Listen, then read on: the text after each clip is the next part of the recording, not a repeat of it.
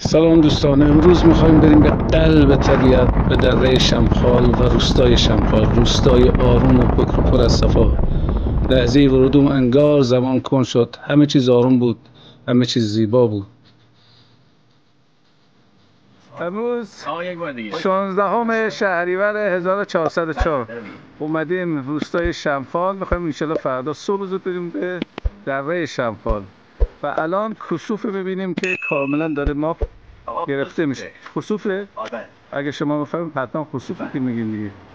بله خیلی شبمون رو تو روستا گذراندی و چه شبی بود. آسمان صاف بود، سکوت شب همه جا را گرفته بود و یه ماه گرفتگی بی‌نظیر درست وسط آسمان. واقعا وصف ناپذیر بود. انگار طبیعت خودش تو برای ما آماده کرده بود تا قبل از ورود به دره یک نمایش با شکوه برامون اجرا. صبح زود ساعت 5 حرکت کردیم. دلهامون روشن از شوق ورود به دره شمخال. کوله هامون رو بستیم و دوربین آماده کردیم و راه افتادیم به سمت جایی که فقط در خیال میشه تصورش کرد. هنوز چند قدمی بیشتر نرفته بودیم که صدای پرنده ها، مخصوصا صدای کبک‌ها، سکوت صبحگاهی رو شکست.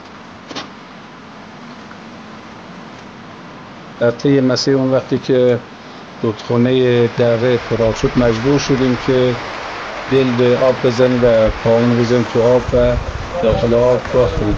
اون حس خنکی، اون لمس زلالی آب یه لذت ناب بود، طوری که انگار خودمون هم جزی از این رودخانه شده بودیم.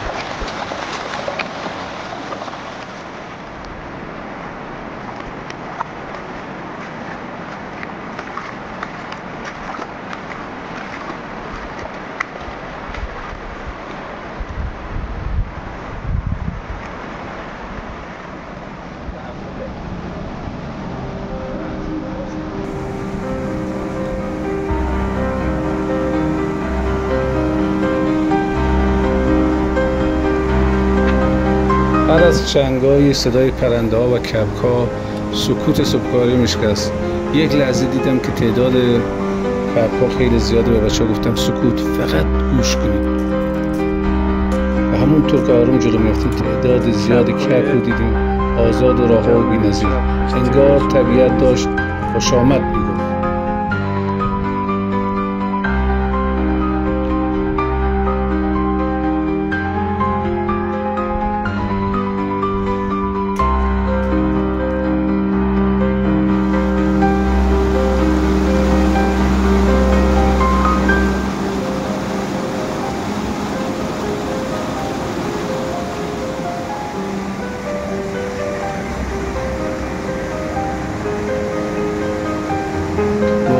چقدر زیبا. کمی جلوتر توی ارتفاعات بالای در یک گله بوز کویری دیدیم ایستاده با وقار و نگاهی که انگار داشت ما رو تماشا میکرد.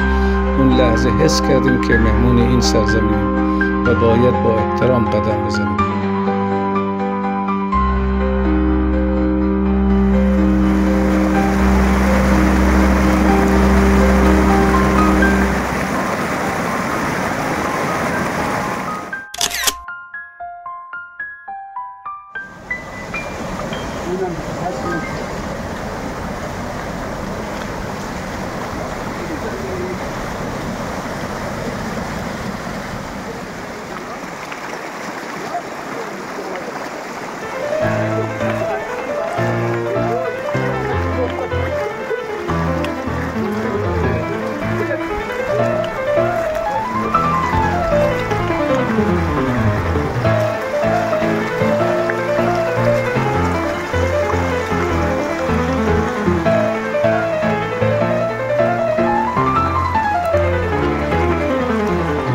تا کجا آمده؟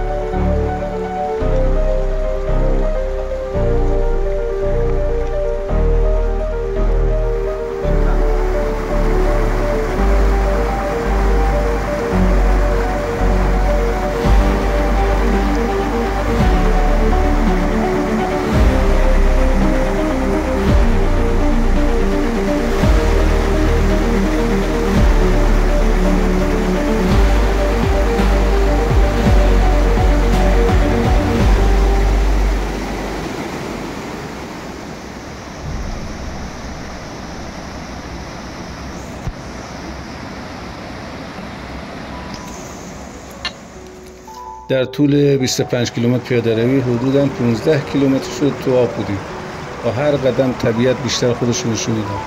گاهی مسیر صعب و رو میشد، باید با تناب پایین میرفتیم یا از نردبون بالا میکشیدیم. ولی هر سختی با یه منظره تازه یه شگفتی جدید جبران میشه.